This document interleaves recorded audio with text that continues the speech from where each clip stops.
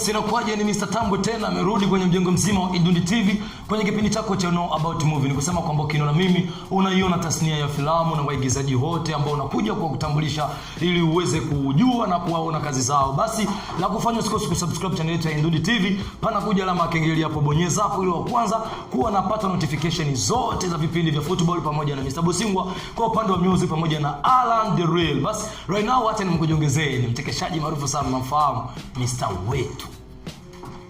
Wetu ni mwigizaji mmoja aliyeonekana akibatiza watu. Tunataka tujue ilikuwaje na sauti ile ile ambayo tulikuwa tukitazama filamu ya Yesu tunamkuta kabisa ile sauti akaikopi vile vile. Lazima leo aweze kutuambia ujanja gani ambao aliweza kuutumia. Bana ni aje Wetu? Na mahoro. Salama. Ulikuwa uvuga mu Giswahili mu Cyongereza? Gender mvuga mu Giswahili. Kubera ko uvuga mu Giswahili kandi handitse ngo Indundi TV. Kubera uraje kutambulisha waigizaji, tunawatambulisha waigizaji kwa lugha zote kwa sababu tuweze kuwajulikanisha kimataifa, Kenya, Uganda, Tanzania, waweze kuwajua. None mfutse ivyo abarundi biwacu bacha bavyumva kabisa, lazima wasikie kwa sababu sinajua Burundi tupo East Africa. Ni bangahe? Bana zikielewa wetu anajoka mtangazaji hata tende naye kwanza hivi. Navuga Kirundi. Giswahili no gishobora ariko navuga Kirundi. Kandi sura kuvuga buzi Kirundi. Wetu icyambere je kwanza ndashima kuona mu. None wayi. Oya kweli kiganiro cyacu ni kiganiro cy'Igiswahili ariko nta kibazo tuzogerageza. Voilà. Karibu kwanza muri biro ya. Asante sana. Acha basi tuongeze. None nao wagiugira. Acha basi tuelewe Kiswahili. Kirundi tu. Sawa. Kwanza nafurahi sana kukuona. Asante sana. Nafurahi kukuona na tulijaribu kutizama komedi zako muda mwingi sana tukiona zina hit sana. Lakini mwanzo kabisa mimi kwanza kuona komedi zako nilianza kuziona JC TV. Na baada ya JC TV muda mdogo nikaona umetoka na ukaingia kwenye channel nyingine. Hebu kwanza tuambie hapo ilikuwaje? Go JC no twatanguriye muri JC turakora na Coupe Drama nabandi bon turabashimiye vraiment ko ntambwe habwo nyinshi bashikaniye ko bakina ba Coupe Drama nabantuze hari n'umuntu ankore Sadi akaza kamerodi uhora wumva ngo Sadi ni bakankoreye akoye muri JC nyene. Bon ndabashimiye cyane muga mu nyuma yaho urabona ko atamuntu bon ubisaba ko nago umutindi bwabati akari gapanze gutya harageze igihe nyenda vayo ndagenda kuri ivyo wanje muri Wetu Kampuni. Ariko ni byakebye ntendondegwa n'ikigo cyitwa Wakala TV. Bon hama mu nyuma yaho ndagenda kuri ivyo wanje hama ntibyatebye ntenda Wakala TV kirandondera. Bon ndiko ndakora muri Wakala TV muri no minsi uretse gusa ko narasinya amasezerano gusa mugabo ndakorayo bivuze ngo ushaka ko sponsoriza arahawe ikaze ego. Sawa na kitu kingine labda tulikuona kwa hii style hapa ambayo umeivaa ndo tunaona komedi zako, alafu kuna komedi moja vitu tunaona uko unabatiza watu. Kwa idea ilitoka wapi ufanye mambo kama hayo? Bon mubisanzwe idea yavuye ku muntu yitwa Javeti. Gusa mugabo imani mwakiri yaciye apfa kubera ko yakreye ikintu gishasha abantu baca barababara cyane bavuze nta soni so kuzana ikindi kintu baca baramukorera ko bamukoreye ko mu bisanzwe gusa mbere yo kapfa yambwiye ati iki kintu ni wakibandanya kizogushikana kuri mahanga kizokwicerikana n'abantu taruzi gusa ibyo yabimbwiye yagiye gupfa. Bon sinigeze ndabitahura ibyo yashatse kuvuga. Mu nyuma yaho nyine apfuye urabona umuntu apfuye ntuco ubona akamaro ramaze. Ngiye gusubira inyuma ndumviriza ibintu ambwiye bwambe twatanga gukora bya Wetu nyene mu bisanzwe hari watangwa kinari Wetu je nazanye icyumviro ngo Jafite cagishiramwe uburyo agishamo nakuhashe nyinshi. Ariko mu nyuma yaho nca ndavuga rero abajama bose ko bose twatanguranye arantu twatanga gukina video biraho yavuga ivyimbago tuvuga natwe aba professeur bakubita tubageranye mu wahushura namushaze ugavungura. Bon yari jya nyene mu nyuma yaho abajya abantipe twakoranye baca bagira ubwoba baca barahunga bamwe kubera uburozi bwe butanga kutwinjiramo. Hari abagiye hariya mu Rwanda bari muri Kenya abandi bagirane je ndasigara ngaha nyene kubera Jafite amaze gupfa. Mugabo mu nyuma ndavuga je ntangora nafise nta nubwo mfise ndiyemeye ndo mugabo nazangwe ngaha n'Imana ntaho ndi muntu hanzari ndihagararako cyangwa tuvuga ngo ndabemeza ahubwo ngire nje nkora n'izindi nyinshi kugira ngo ndabereke ko je ndo mudafa. yavuze ngo bamuroze yuko randa ntonyice ndapfa mbabarire urumva ama rero nce ndagira ndakora muga mu nyuma yaho baza kumpanura ati yamara ibi bintu by'imbago abanyeshuri bitugane ndabikora bikuramo niyahe abasani b'amanuruko muga ndumva ati none ko mwe mu manuye mwe muzofashika ati ntangorane wekora bana nanje ndajako Rafa professional narabonye ikiganiro Apotre Bwenge yavuze ngo abasani ngo mubavuga ngo azamariki mwe abavuye kure nimba we abavuze ntagico amariye birabana jewe ndamaze gucana abantu batandukanye ngenda n'akaru hari kari hafi waranuze DJ Pole vraiment naravuze ka comedy kiwe abana minoti zanira guharura zimwe mpano mbana mu bitabo cyangwa navuze urakoze njye rukanga no muhira sawa ibisige n'ugufoni baze umushinga nawe nk'ujye uvuga ko kubera gusa kuryoherwa bon rero ikintu kihari novuga ko bon nimba bavuze kujya bon kivana n'ubwenge bw'aho bugarukira gusa mugabo hari n'uvuga gusanga aragusapotinze rero je naciye mbandanya muri ibyo bintu bya wetu baca barampanura abakozi b'Imana bati oya yamara kora ibijambo ry'Imana rero vuba nagiye muri eglise iraho eba ni manje kiramvumbura reka ndana mberaje wetu nanu mweranze ngaho muri eglise wetu wowe uri wetu nika sindiwe wowe uri wetu sasa reka ndakubaze igihe shetani yagerageza Yesu yishuye gute handiswe kubera ubwoba handiswe nukagerageza uhoraho Imana yawe iyo sauti iyo si orokoresha mana nyene nabwo none sasa nifanye yaye basi bana ono bose begize watu bakaza amafoto kwifotoza Imana bane murasaze misengeru rero gusa Imana yari yagize yadaciye mu nzira zitandukanye kugira imfate nanje rero mba ko basi kibono gustari bon ugomba Roma ni hatari rumba cyambwa rero je ngizo mugabasha abantu mane muzi ko ndi seriye na musi nagombye kwerura kugira ngo kiganiro kiryohe amusori rero kameka kiza wetu ndakubwira ikintu kimwe utegeza gukora ukuntu kigira ngo bigende neza bon ekirambye ati wewe rero fata direction kinavuga ati rero je ngiye muri ibintu by'ijambo ry'Imana kandi vraiment bigende neza abantu bari munzi rero muri ibintu by'amanyanga hivi ni jambo jema neno la Mungu tu.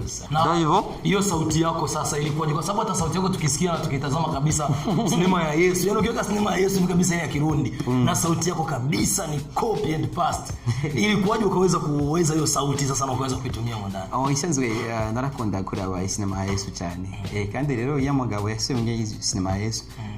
Ndamukunda kubera n'umuntu w'ijambo navuga ko ari umupasiteri ariko ari ijambo ry'Imana ugiye kumura muhiri wawe avuze uwo ninda cyuga man na nero mwe sasa ujya yasubiyemo ry'amajwi ucyuga Yesu bangaha magabo nyenche ndabikurikirana ko nyene ndabikunda nchenda itango kuvijika poli ego na toka uanze kutokana na hiyo style yako ya comedy ambayo unaifanya ni faida gani hizo ni matunda gani ambayo umeshaanza kuyaona kupitia comedy yako bon hii comedy isiyo na heri yako ngaraza cameraman uje n'umwana mwiza yaduhere kure ujya vraiment hari hose mani muheza gire ninagura indege zo makina gindege kubera indege kuri shije ntibaze ngo ni yororo apfa kuyigura baratinya no mu buyenzi biragoye kurigura urabona cameraman bon ni badusaguye kabisa buyenzi wanazisha ya buyenzi no aruturu twose akaboro kose bana leta hapa kako yani nayo kitako naipata ni hatari bana oronge ondere guseginyo gintoze ginzovu bana buyenzi tu tujanye n'abantu bari sibisa ndabemera cyane mane bahezagire bongere nyamacoma kwibarabara bon rero rombagije ati akazi kanje faida gani ambayo gusa mwino misi biko biramfasha bon ndubunske nonzo umuryango w'abantu 11 urumva ko tugiye kurana muri battle point abaruta gusa fizo mbabarire sinamuryo gusa nyine ni kakana nyine kugira ngo abone ko nkazi gani hatari nega nishize kuri yewe nazo nshiraho urumva 11 nuko bwa 11 na ishuri nkirira amashuri nk'abamenya bon papa ndamubwira ati bana we manze wicari papa we urandeze we bitugano guma wo mutama we guma ngaho je wetu bana rigera icara no mukabare kubera gusa babone bon hama mu nyuma yaho rero bon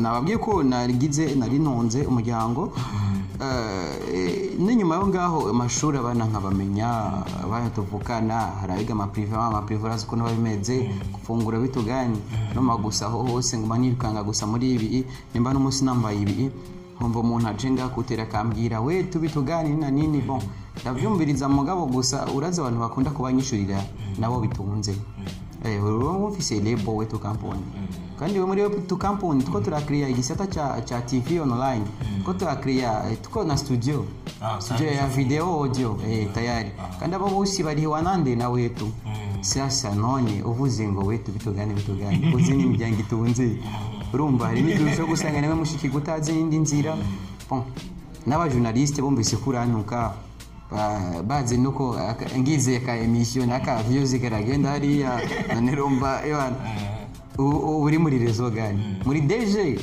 3G mu tempo iko giteni hatari na ni vipi matatizo gani ambayo labda sasa unakutana nao unajua ukivaa hivi alafu upo sehemu una shoot na lazima watu wakuje wengi sana kuja kuangalia kwa hiyo yale matatizo unayatatua vipi wakati uko na shoot wisanze cyambere ncovuzi abantu baba benshi cyane nkabura wisanze ndabafise sekirite mbwa noya mugabo sekirite tagira inkoho nanye ntibayizera cyane akenshi ndakunda gukoresha nyene sekirite ya comedy nkaza nimbwa nimbwa baje ndayireko igufasha ubwo rero ikindi nacyo mu bisanze n'inyuma yo ngaho turahura n'ibintu byinshi buruzi bitandukanye bakambira wetu genda ku mufumu abantu benshi ubo bastare bagenda kuba ufumu sasa nkagenda ku mufumu urumva umufumu akabona wetu yaje kumuraguzako eske inigika zobwira ba fans banje urumva nitubeshanye Imana yararemye ibyatsi vuga ibi byatsi muzobijya ibindi bibavure kera twari dufise imiravumba twarayinywa tukabaho malaria mugabo gusa semvuza ngo magenda mbabarire se ngo mbigenje ngo cyane gusa mugabo ikintu cya mbere nababwiye ati ikintu cya mbere kijyoshe ni Imana uhoraho Imana ni yambwiye ati jewe wetu ngo ndakugira umuntu kandi yaramaye n'umurongo ati wetu ndakobara ibyaha byose wakoze kandi ntagira umuntu azoguhagarika ku bintu kurakora nukuri ku Imana nasemesha kweri Imana niko ndabesha Imana nihagarike komedi yanjye cyambimbwa muri vire iryo jambo ndakubwiye ni njukuri Imana yambwiye ati jewe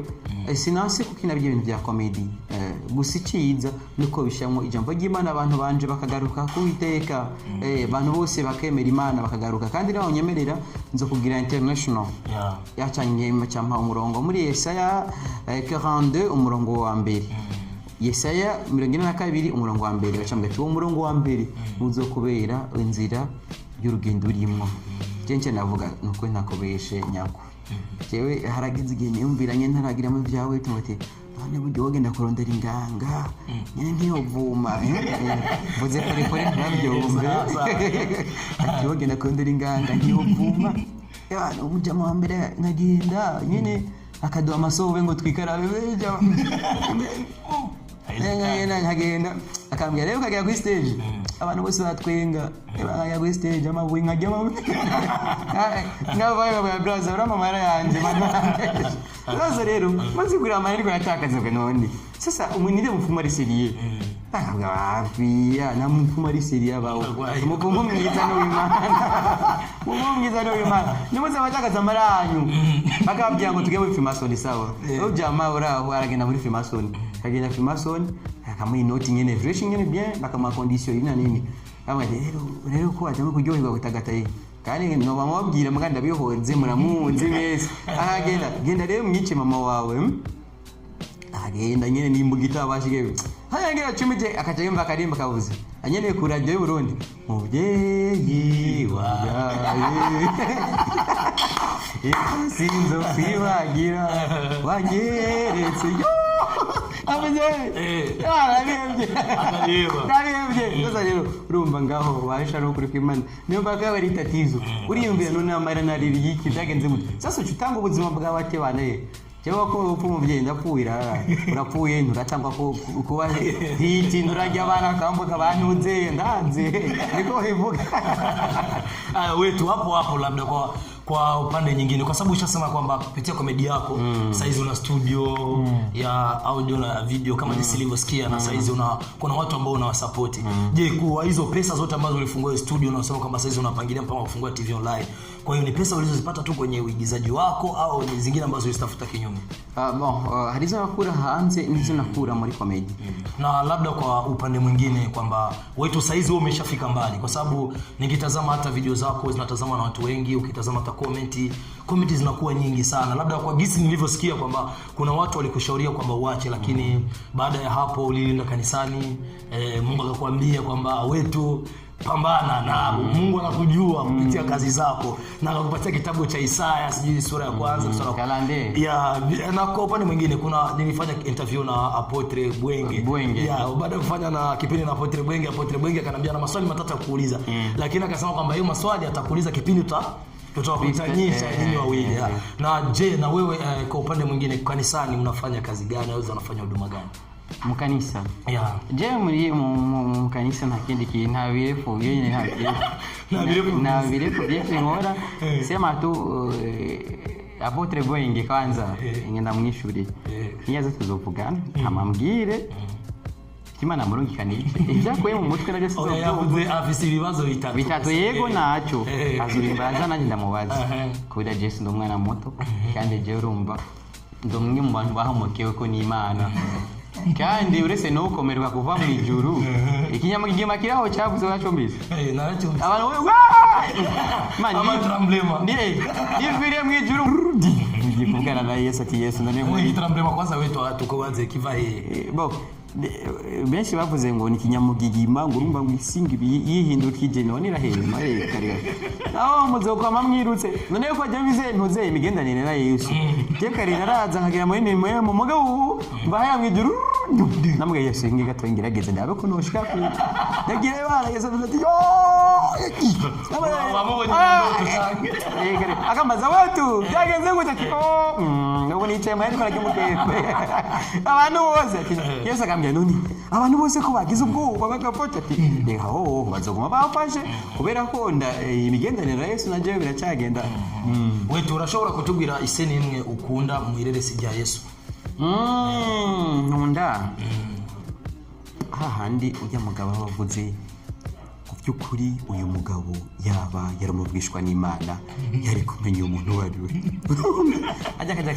kajya kabici kajya kamara kabakaje kumuriraho none Yesu wamusobanura bitu gani ari mu biki ibyo nibyo bintu tuje twibaza twebwe abantu nyene butuvoye uvoye Yesu katavuze bizayo cyane ari musingi babajya byaha ndumva Yesu aje kuramuzuka cyobera kamara kambere mu Burundi karanje cyo gusoma ne Yesu katavuga ngo mbako